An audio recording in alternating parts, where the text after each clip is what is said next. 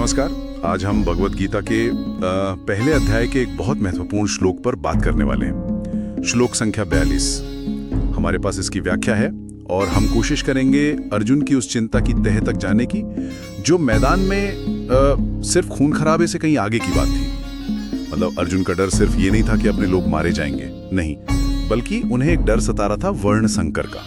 हाँ, एक ऐसी स्थिति जिसका असर सोचिए उनके पितरों यानी पूर्वजों तक पर पड़ सकता था। ये थोड़ा सा गहरा मामला है, चलिए इसे समझते हैं। तो श्लोक है, संकरो नरकायव कुलग्नानाम कुलस्य च पतंति पितरो हेशाम लुप्त पिंडोदक क्रिया। हाँ, इसका क्या मतलब हुआ? जी, इसमें कुछ शब्द समझने बहुत जरूरी हैं। पहला है संकरा, इसका मतलब है वर्ण संकर संतान। उस समय की जो सामाजिक व्यवस्था थी 4 वर्णों वाली, ब्राह्मण, क्षत्रिय, वैश्य, शूद्र, तो ये माना जाता था कि युद्ध से कुल का नाश होगा, स्त्रियां असुरक्षित होंगी और उससे मतलब वर्णों की मर्यादा टूटेगी और ऐसी संतानें पैदा होंगी जिन्हें सामाजिक और शायद नैतिक पतन का प्रतीक माना जाता था। अच्छा, तो ये संकरा का मतलब हुआ। फिर आगे? हाँ, फिर है कुलघ्ना नाम, यानी कुल का नाश करने वालों के लिए। और सबसे अहम पतंती पितरह, मतलब कि पूर्वज गिर जाते हैं। गिर जाते हैं मतलब नरक में। पर क्यों?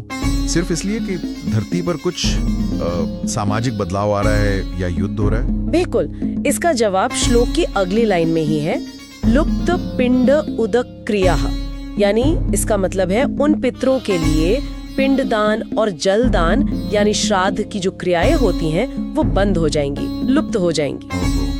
अच्छा, तो ये है पूरा कनेक्शन। जी, तो मान्यता ये थी कि इन क्रियाओं के बिना पितरों को वो आध्यात्मिक पोषण या शांति नहीं मिलती और उनकी अधोगति होती है। समझ गया। तो पूरा डर ये था, युद्ध होगा, कुल का नाश होगा, परिवार और समाज का ढांचा बिगड़ेगा, फिर ये वर्णसंकर वाली स्थिति आएगी और इससे धार्मिक कर्मकांड, खासतौर पर श्राद्ध, वो रुक जाएंगे और उसका सीधा असर पितरों पर पड़ेगा। उनको शांति नहीं मिलेगी। ये तो वाकई मतलब बड़ी गहरी सोच है कि कैसे यहाँ के कर्मों का असर वहां तक जा रहा है। हाँ बिल्कुल, और यही अर्जुन की चिंता की गहराई दिखती है ना।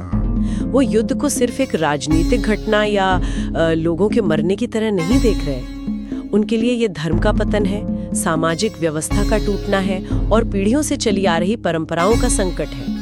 उनकी चिंता सिर्फ अभी जो लोग जीवित हैं उनके लिए नहीं है, बल्कि जो पूर्वज हैं उनकी आत्मा की शांति तक फैली हुई है। तो ये मामला सिर्फ एक योद्धा के डर का नहीं है, ये एक व्यक्ति का अपने धर्म, अपने कुल, अपनी पूरी परंपरा के प्रति जो एक जिम्मेदारी होती है उसका संकट है। मतलब एक तरफ क्षत्रिय धर्म है जो कहता है युद्ध करो, और दूसरी तरफ ये भयानक नतीजे दिख रहे हैं, सामाजिक भी और आध्यात्मिक भी।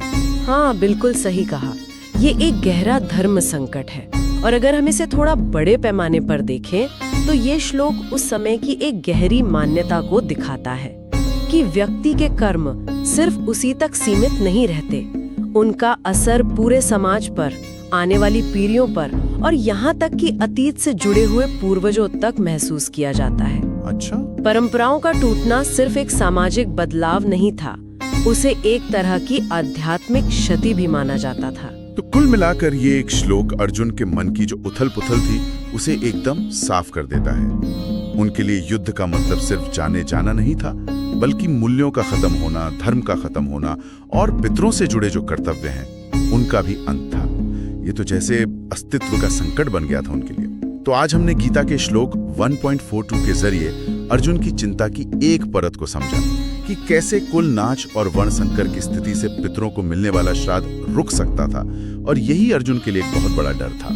यहाँ पर एक सवाल मन में आता है सोचने के लिए कि ठीक है, वो उस समय के वर्ण या श्राद्ध कर्म का एक विशिष्ट संदर्भ था, लेकिन अगर हम आज के समय में देखें तो क्या हमारे समाज में भी ऐसी कोई मान्यताएं या परंपराएं या मूल्य हो सकते हैं जिनके टूटने या बाधित होने का असर हमारे सामूहिक जीवन पर या शायद हमारे अतीत से जुड़े किसी भाव पर अनपेक्षित रूप से पड़ता हो, जिसके बारे में हम शायद ज्यादा सोचते नहीं हैं? इस पर विचार किया जा सकता है।